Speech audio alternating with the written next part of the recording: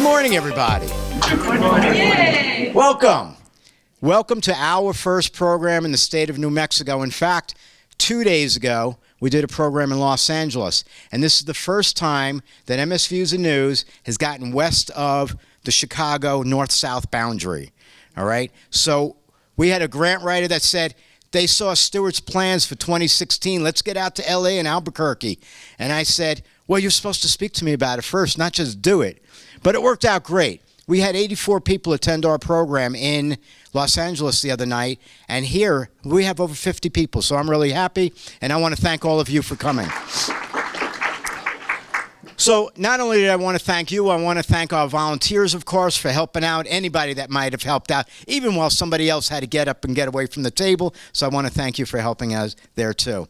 And anybody else that helped with getting in and announcing our program to everybody else that's here today, we do thank you. And in addition, I have to thank those that gave us the funding to do our program. And so today I have to thank Biogen and Mallinckrodt and Teva Neuroscience, because these are companies, these are pharmaceutical companies that, yes, they're not just providing medications to you, but they actually want companies like MS Views and News, patient advocacy organizations, to provide you with educational programs, because they actually want you to understand about multiple sclerosis and learn from it. MS Views and News also became part of the MS Coalition this year, or last year. And so we're able to do that much more for you, including we had one of our people on Capitol Hill this week trying to get dollars for people with MS. Thank you. All right, today's program, let's just get going here. Today's program, Dr. Edmonds is going to speak for 60 minutes approximately, and then we're going to do 30 minutes of Q&A.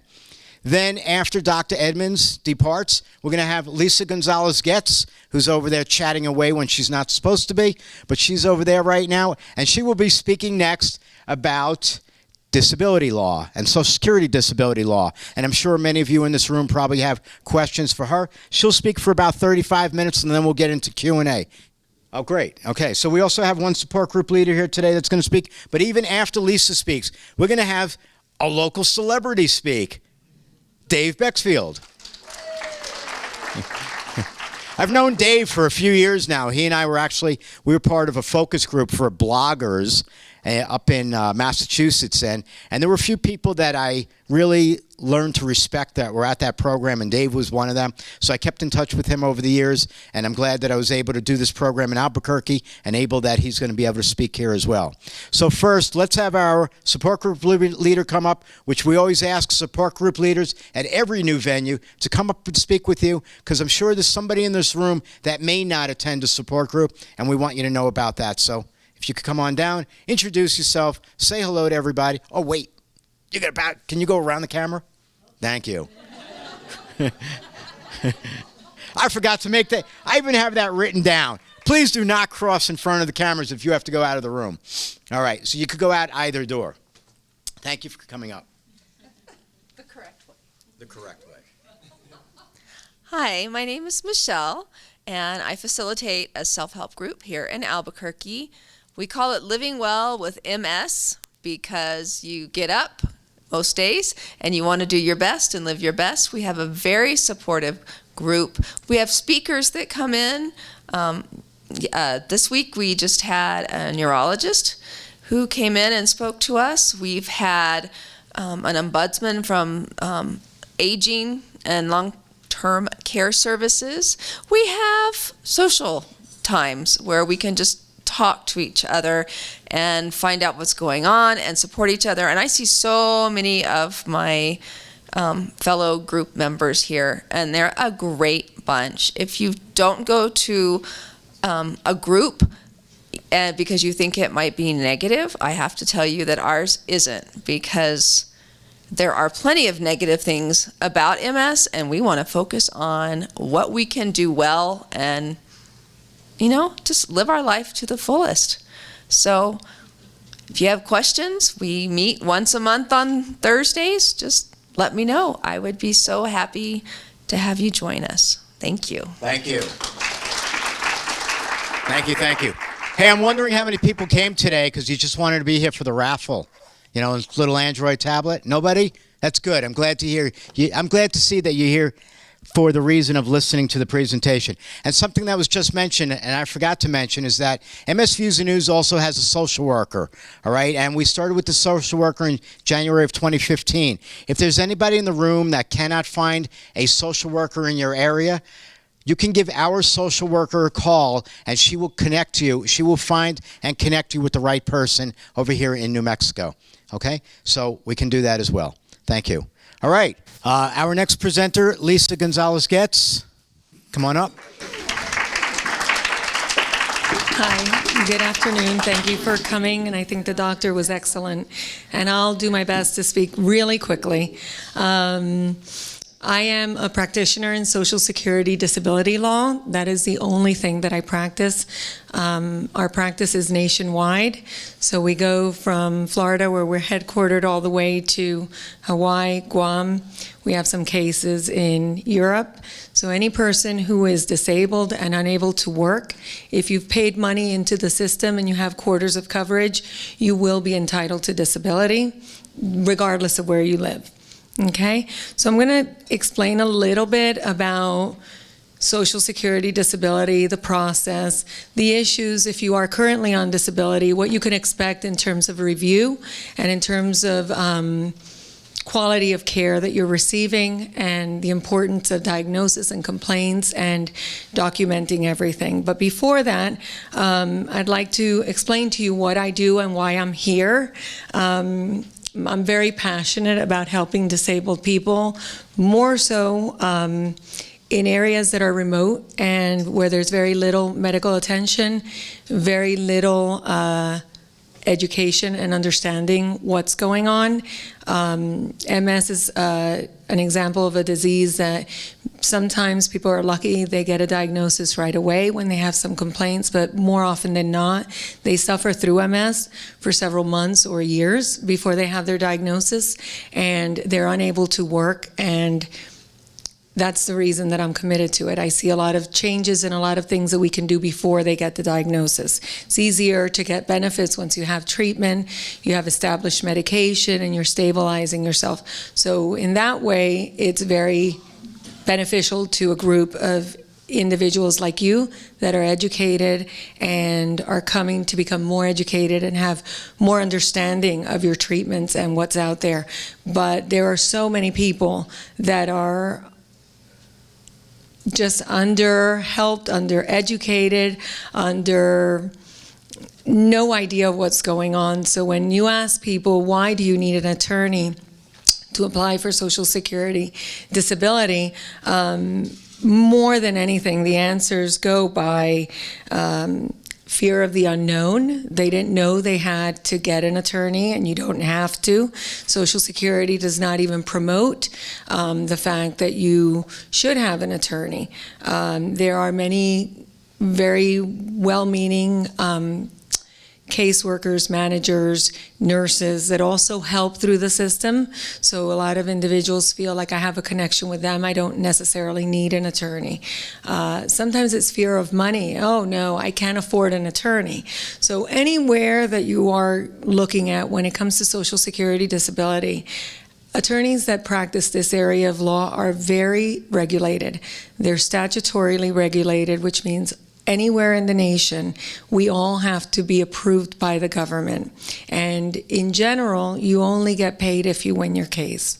So you don't have to come out of pocket to get a Social Security attorney. So that's a misnomer when people think they need income or money or something to be able to go to an attorney. So fear of not knowing. Some people are too busy. Some people think it's too expensive. And my favorite one is they have a relative who's a lawyer. So my neighbor, my relative, they're a lawyer. They'll take care of it. That's a big problem because, like in the medical field, you wouldn't go to an orthopedic necessarily for your neurological complaints of MS. You wouldn't really go to an accident lawyer or even a workers' compensation lawyer for cases that deal with Social Security disability. It's a very niche, small practice.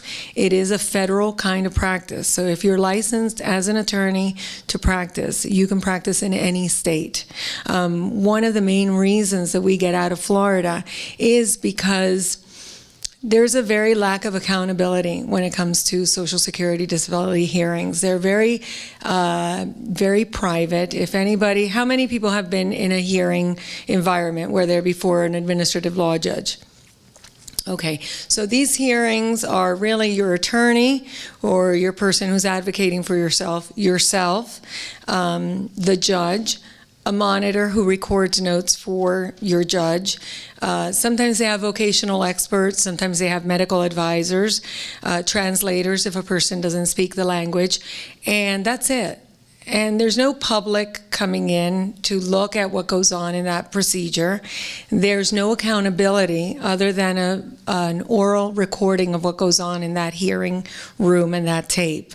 So judges are very, very insulated.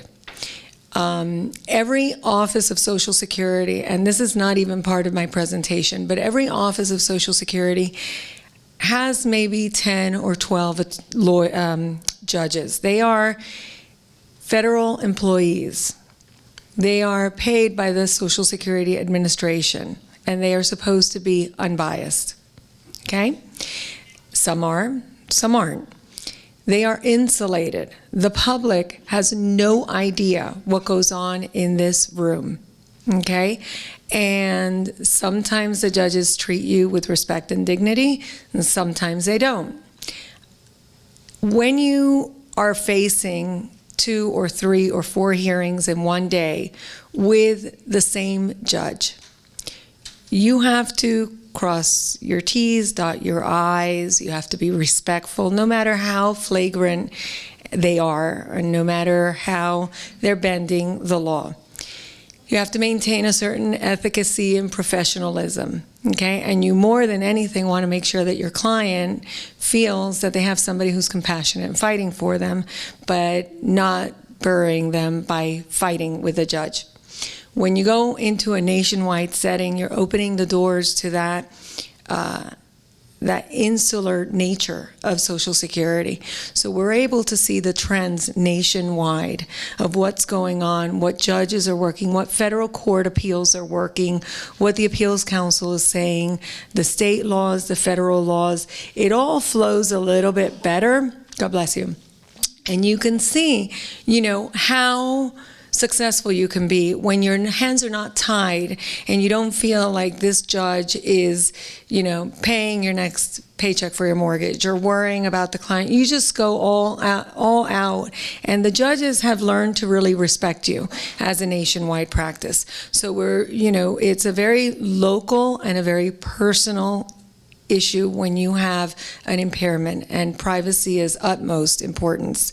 But the ability to talk in these kind of programs, the ability to know what's available helps so many people. And it also helps judges, and it helps the Social Security personnel understand that when you come into a Social Security office for an interview, they do judge you. Like everybody judges, it's just a normal human phenomenon. So you look at someone, you know how they look, what they're wearing, and many people go to Social Security to fill out applications dressed up with nail polish made up, or men with button shirts and shoes that have shoelaces, and Social Security will write on those notes. And this is what I argue in court. So I see this every day. They will write down, patient is well groomed, patient claims they're not able to bend, but they have shoelaces. They're detailed with, you have numbness or tingling or problems with fine motor skills, but you have earrings on. They will document this, and this is what they are trained to look for. Okay? Now we're in an election year, so the bar is a little higher, meaning I am not claiming any party in particular. I'm just saying that when it's an election year, and I've been doing this now, I'm in my 24th year of practice, you can see the ebb and the flows. Every election, we have furloughs, we have problems, we have Social Security is on the news, it's on the front page, it's a huge issue, and they're trying to cut benefits. So every time they can slow your process of obtaining benefits, they're saving billions of dollars on paper. Eventually, you get it back, because eventually, it's been my experience, you fight through and you're successful and you win your case and you get the retroactivity, but in the meantime, you're suffering through it. So with that said, I'm going to go to my slideshow. I do want to know by show of hands, just informationally, how many people are currently on Social Security disability? Okay. And how many people are currently in the process of applying? Okay, so this is geared towards an informational setting, but I don't want to be rushed by Stu, so I'm going to speak really quickly because I find that what people need the most are answers to their particular questions. I also will be here afterwards, so that's not a problem, and I will let you know that I will be here in 3 weeks. I have some cases in front of the federal judges in Albuquerque, so I'll be happy to meet with anybody then too. Okay, so this is me. And basically, there are 2 types. There are many more types, but there are 2 basic types of Social Security disability programs. One is Title II, which is when you work, you pay money into the system, and you receive benefits based on the money you put into Social Security. Then there's also Title 16. That's for individuals who either worked but didn't pay enough into the system, and it doesn't bring them above the poverty level, or they didn't work and their poverty level. Okay, so you may see Title 16 for a person who worked a long time ago and their quarters of coverage expired. You may see Title 16 for children who have illnesses. They would qualify under that program. It's still all under the umbrella of Social Security disability. People say SSDI, and those acronyms can get confusing. So DIB is really a Title II. That's when you put money into the system. And SSI is really the welfare type based program where you not only have to be disabled, you also have to be financially eligible for that. Okay? That's Title 16. The definition of disability is very simple with a lot of complications, but it's basically for any person who is disabled and unable to work for a period of 12 months or more. Okay? That's the basic definition, or suffers from an impairment resulting in death. Okay, so unable to perform past relevant work is a big issue because we have to look at what kind of work did you do. Vocational factors come in, whether we can transfer your job to do something else.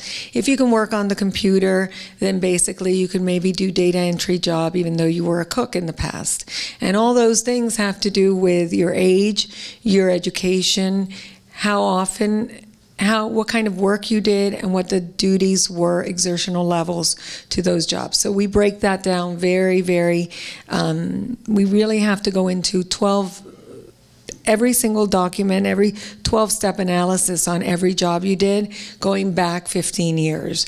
Whether you're able to adjust to another work because of your condition, or whether your disability is expected to last in death, okay?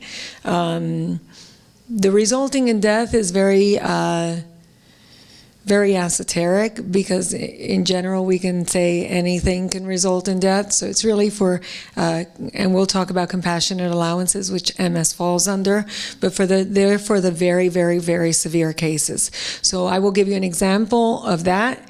I have had 5 people in the month of August die on me. Very severe cases that met the definition of compassionate allowance.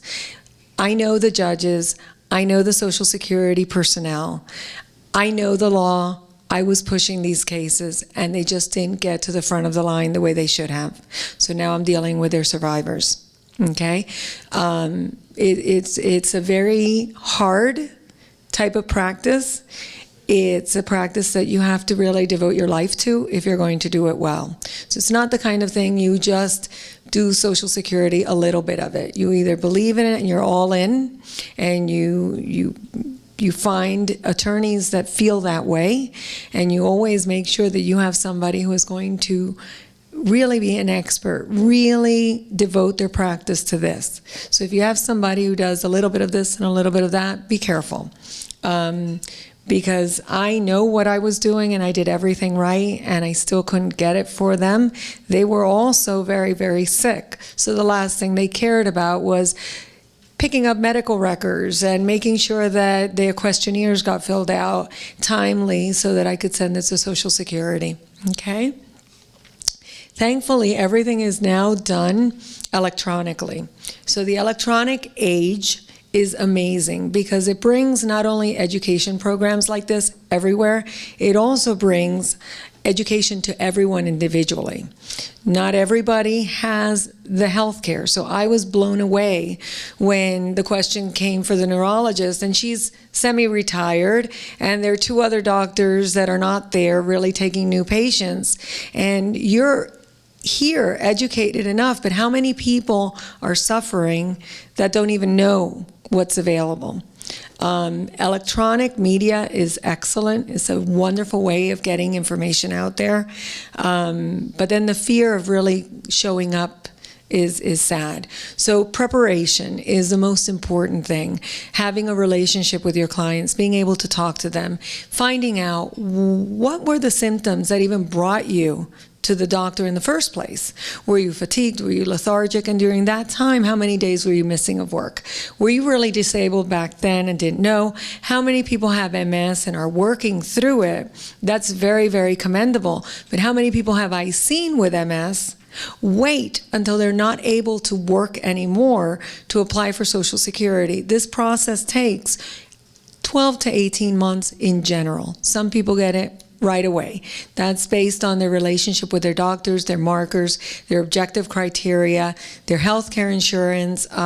That's a great story when you can get your benefits right away. But when you get denied and denied and denied, the process can take 12 to 18 months.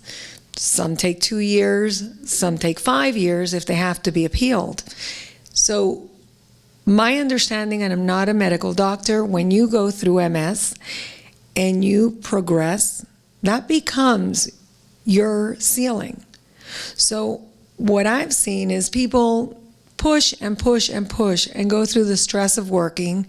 By the time they come to me, if they already have a diagnosis of MS, if they're already declining, this process is very hard. So I will take the worry away from you, but the process is long and arduous. It's not meant to give you benefits. So don't wait until you're so sick to stop working. So if you have a doctor supporting you, and if you find that the days that you're taking off work, you're actually feeling better, it's important to note that, because for every time you decline, you may not be able to get that function back, and you don't want to get to that. So I see across the nation many, many, many people that have MS are conquering it, and it's amazing to see. And some people will say, I'm working 20 hours a week, and they're at the cusp, and we wait another 6 months, another 18, 12 months. We wait and see, and we revisit the process of obtaining Social Security disability, and that's what I would urge you to do with your doctor. If you are working and you have MS, make sure that you are very aware of your prognosis. If you're stable, you're not having any remissions, you're not going, that's great. But know that you want to give yourself, allow yourself 2 years where you're going to have to be out of work, and you're going to need to apply an appeal, unless you're at a severity where you're going to be allowed at a lower level. Okay, so this is really how we prepare for cases. Many of my colleagues don't prepare as well. Many take cases when they go to a judge. I take cases when they say, I can't work, I take your first application, because I like to take a case from the beginning so you don't show up with earrings and nail polish, and you don't have shoelaces, and you let Social Security see you the way you feel. So I'm a big proponent, always have from day one, to start a case at the very beginning.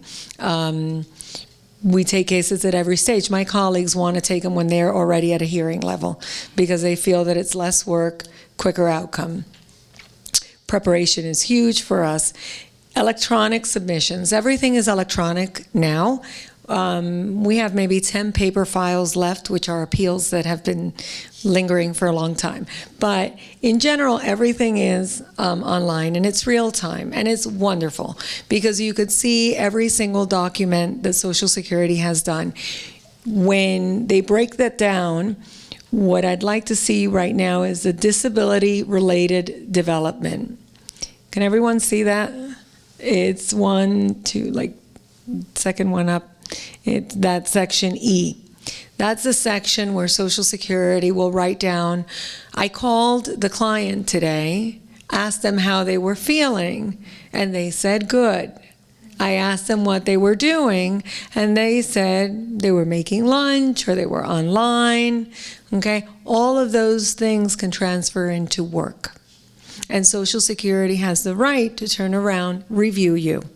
Okay, so whether you're on benefits, whether you're trying to get on benefits, any conversation you have, remember that you have applied for or you're on it because you're not able to work.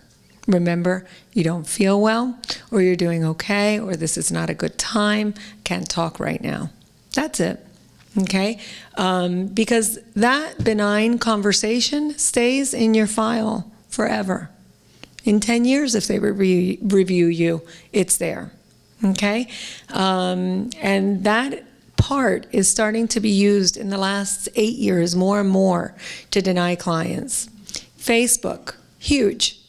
Okay? So always be very careful because they do look to see how much activity you have and whether or not that can translate to work.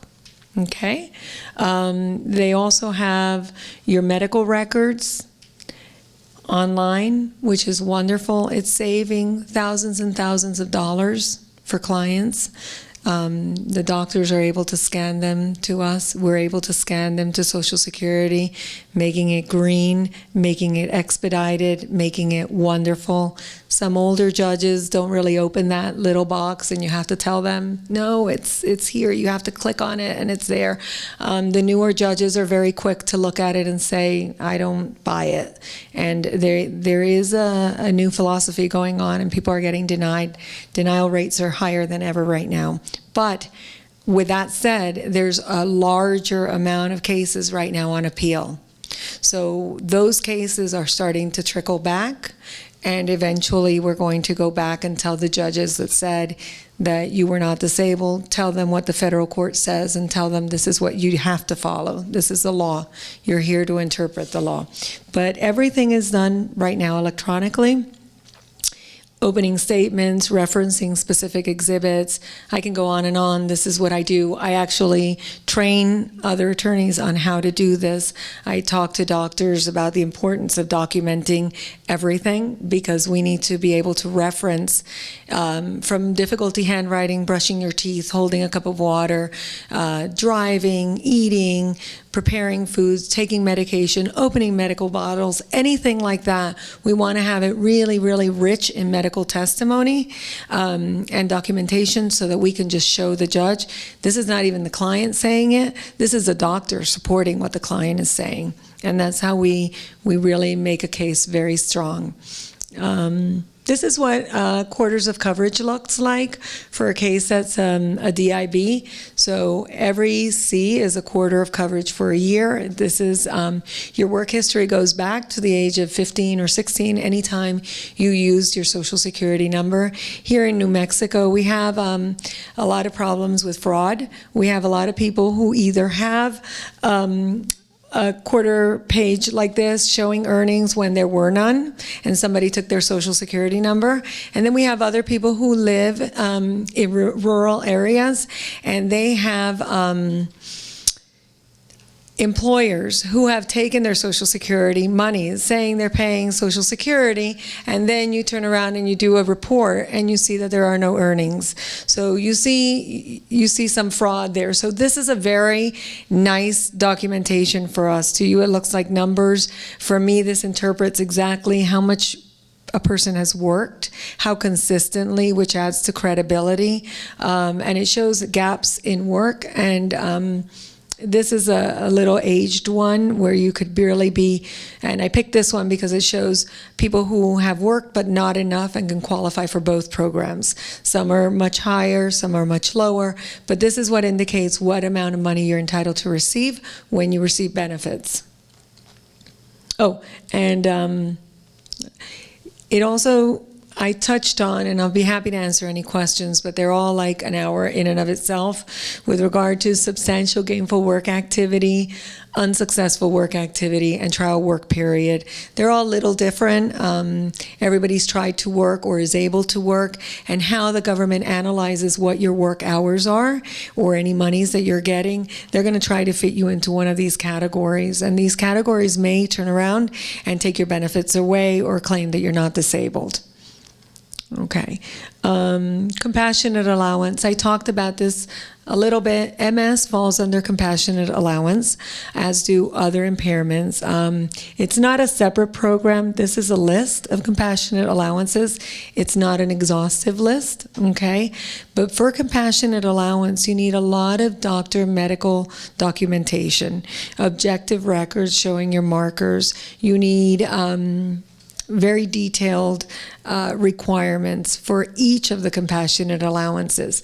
And unfortunately, when you have Social Security personnel, who are the people that take in your application, who question you about your daily living activities, who get your case ready for a hearing, they do not really respond very well to compassionate allowances, okay?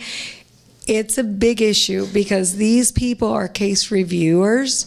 They're not medical doctors. They're not sophisticated enough to really delineate whether all the requirements of a compassionate allowance are allowable. Okay, so what they're doing now when they get somebody like me is they have to send the file to a medical doctor to make sure that it matches. And that's what happened to me in August with 5 cases.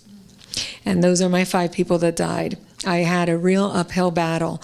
Now, I'm not responsible for their death, thankfully, and they were suffering a lot, and their family will end up getting something. But it's short. It's unnecessary worry and stress. So compassionate allowance, in theory, works great, but I would suggest that if you have anybody who even fits part of the MS compassionate allowance, if you have a doctor, before you file that initial application, have it all delineated by case preparation, by documenting exhibits, and really spoon feed it to them so that you're not waiting around for them to decide, who do I send this to? What neurologist will look at it? Because it's great having neurologists that help you, but not every district office, not every jurisdiction has neurologists who are available and willing to review cases for $75 an hour for Social Security cases. So Social Security, also, their hands are tied because they have limited resources in some areas. It is a way to get you to the front of the line. It doesn't mean you automatically get the benefits. And this is just an indication of all the different types of compassionate allowances. I can go through those more in detail.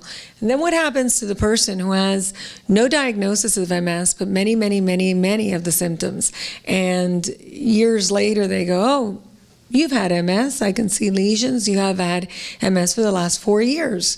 What happens to that person?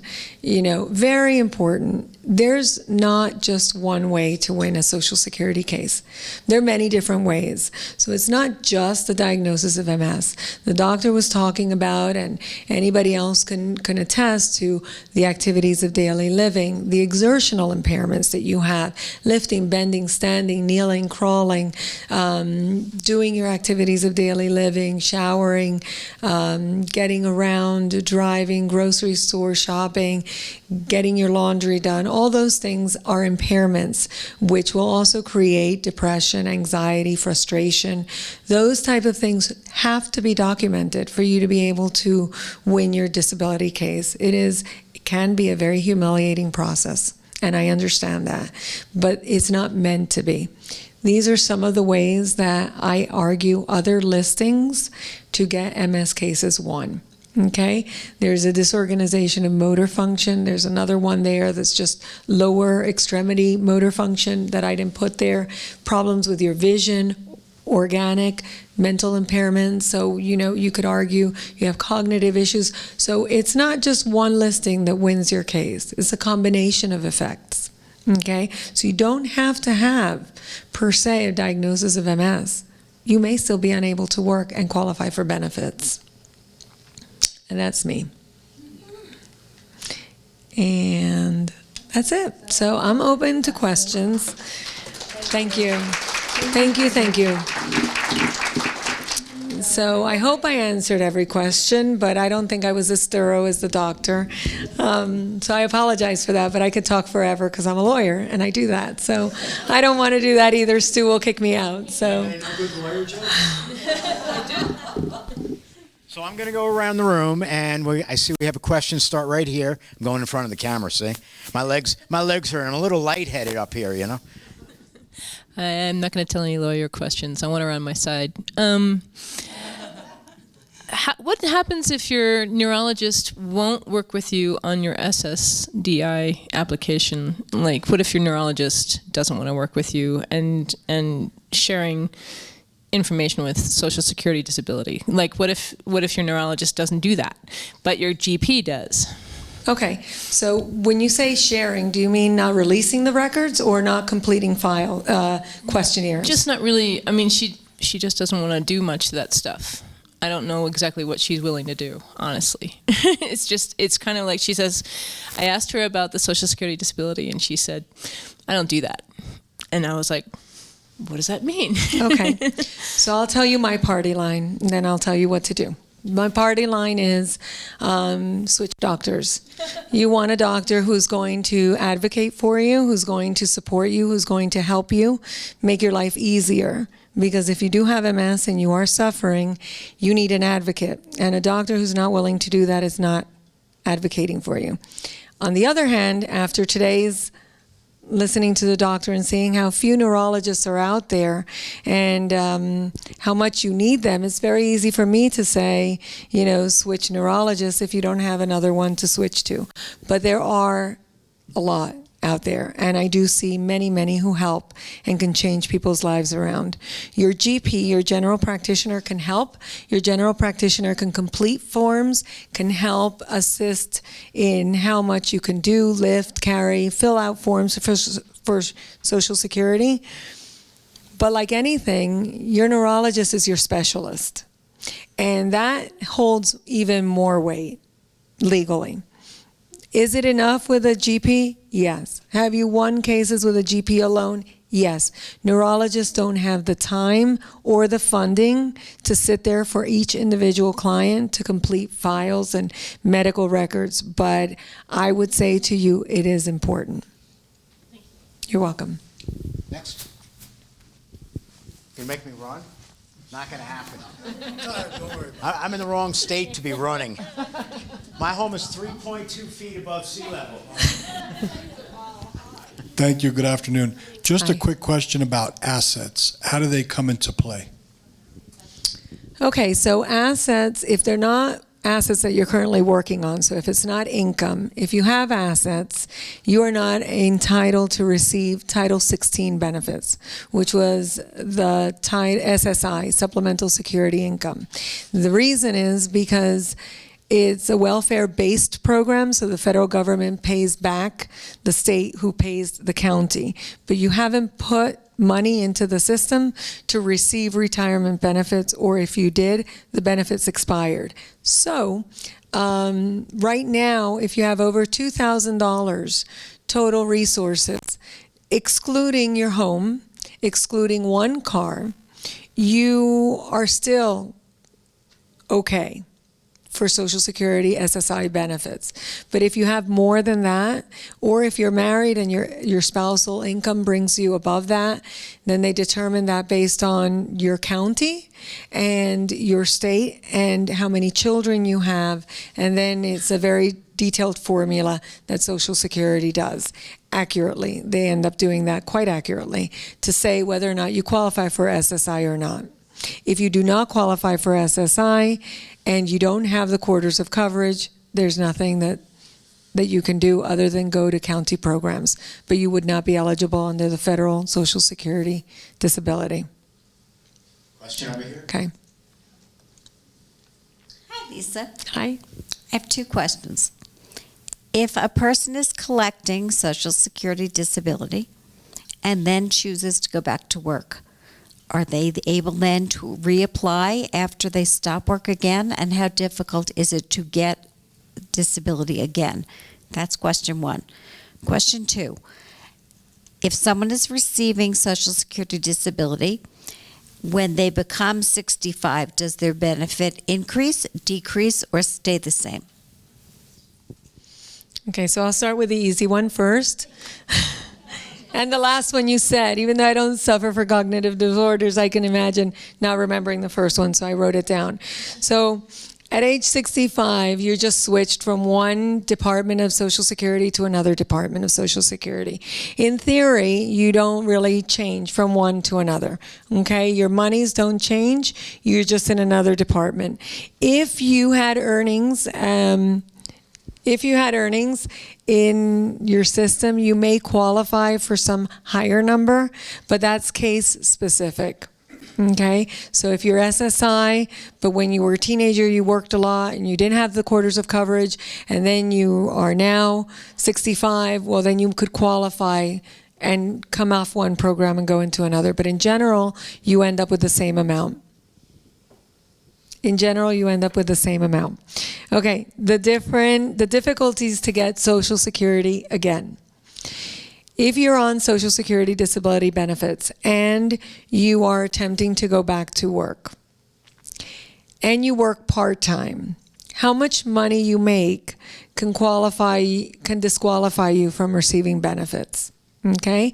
So right now the current number is, I want to say 1,100, 1,160, but I'm not sure.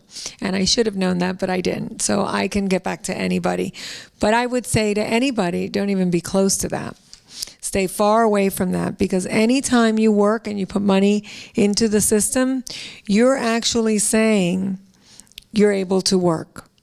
And then you're opening the door to say, how much are you working? And are you keeping those numbers artificially low so that you can double dip? So you can get some money on the side and continue getting Social Security. Are you actually able to do more hours of work? Okay, so be very, very careful with that. The Ticket to Work program is one of the concerns. It's a great program, really aimed to get people back at work, which ends up increasing your self-esteem, keeps your memory going. It's a good program, but you also want to make sure that you know that anytime you have earnings reported, you're putting a red flag. If you have a disability and your disability has stabilized, you may feel that you're able to go to work.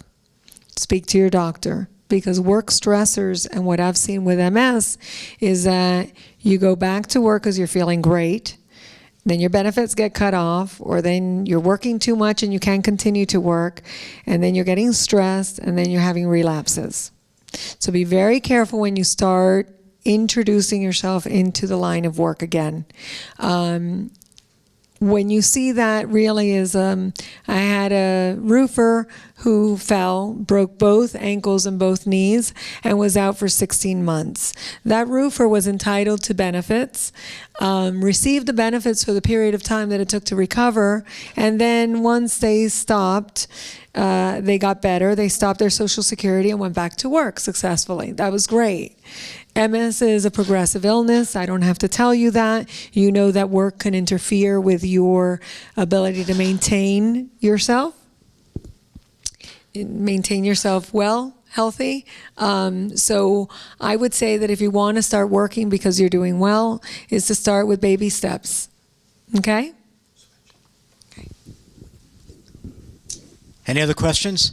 Great. Before you get to yours, I have one for her, though. What's the difference between SSI and SSDI? Okay, you should have been here in the beginning of the program.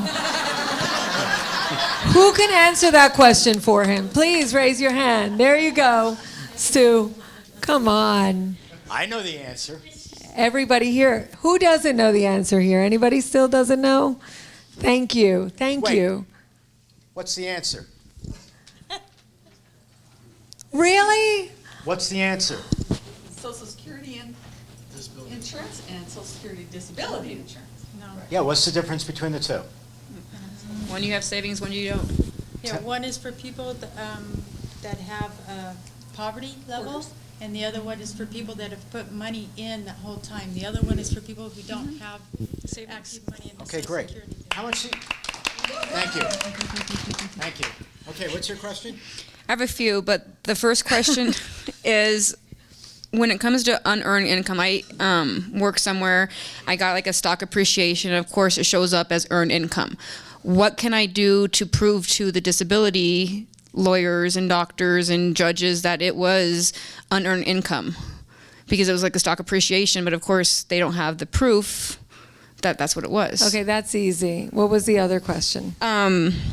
Is it a good idea to get notes from family members, doctors, having them explain what they've seen with your illness? And like with me, it's not for MS. I'm not here for MS, but I have PEs and fatigue and all this stuff, and people see it, but the doctors don't. Some of them don't communicate as well with the disability people or the judges as I think they should with getting the paperwork to them and all that. And I've been trying to be an advocate with getting my own paperwork to, having my own stack so I can go to the courthouse and say, here, you guys don't have it, here you go. But how else can I do that, be more persistent? And Okay, so I have a third one. Do you have a third one? you do? what do you do? Oh, that was the third. Okay, great. Okay, so this is what I mean by being your own advocate. It's a stressful process, okay? It's a process full of paperwork, tons of medications, tons of illnesses, doctors, dates, addresses. You need to supply all this. And that's what, somebody needs to take away from you so that you can focus on your care, okay? So let me start with that. Yes, it's really great to have documentation from your friends, from your neighbors, from people that care about you, indicating how you spend your day. Okay? However, they're not medical doctors, and they are biased because they're your friends. So they don't supplement a doctor. Okay? You really need documentation from your medical doctor. When we try to get, or the way we try to get documentation in about how you're feeling, and it's a beautiful way because the federal rules of evidence do not apply in these lax hearings of Social Security, is a journal. If you can journal what you're going through, and not too much because you don't want to write too much because then that could be work, but you can keep track of how you're feeling. You can keep track about how you're feeling during the day, or 1 or 2 lines. It's very important as long as these journals are consistent. So if you do it only when, you're going into a hearing, oh my God, I got to put in 2 weeks, that's not going to fly. But if throughout the process you're able to do that, we see it with epileptics. I keep journals for every epileptic. They have to write down any seizure, documentation, observing what actually happened from family members is very important.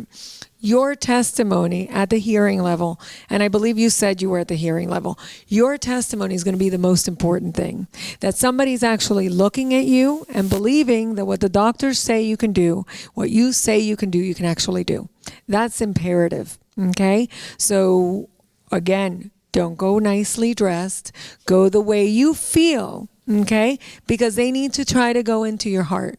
They need to understand your difficulties, whatever the impairment is, okay? When you saw that section of medical development, that's where those records would go. They're important, but I don't think that I, as a judge, would put a lot of weight to it, honestly. So don't kill yourself trying to get a lot of records. Try to see who can help you with that. And try to make it smart where people that are not your friends, not objective people, not subjective people, more objective people can give you that, okay? With regard to unearned income, does everybody know what the question means, unearned income? Okay, so Social Security really talks about work. Whether or not the earnings that you have in your earnings record, which I can show you again if you want, but there were the numbers, whether or not that was work that you performed and got, or whether or not that was work, that was no work, just income, passive income, okay? I had a surgeon who was suffering with Parkinson's, okay? He was not able to work doing surgeries. And Social Security said, well, you can teach, and then you don't have to worry about the shakes. We had to go through that. Then this also, the same client had unearned income. And Social Security was saying that was work you performed, and we had to show that it was passive. We had to show that it was vacation time, accrued time that was due to him, and when the hospital released him, he got thousands and thousands of dollars, which would have disqualified him. But at a hearing, when you explain it, then it's okay. As long as you've got a judge, you show. Sometimes you have to show proof from your accountant or your employer showing this is what you received. That's a no-brainer. Okay? The question becomes with unearned income, and I see this with MS patients, is somebody who turns around and has a real estate license. And they're home and they are able to put something up in the internet, and because of a listing that they put up and maybe 5 minutes worth of work, they made $15,000 in 1 month. That will disqualify you, because even though you didn't do anything except put a listing up for 5 or 10 minutes, you wouldn't have gotten the money but for the fact that you put it up. However, if you are an owner of a company and you receive income as dividends, doesn't matter what you receive, doesn't disqualify you. Money is a red flag for Social Security. The government, the federal government's trying to save money. Anything with income is a red flag and has to be explained. Okay? Any other questions?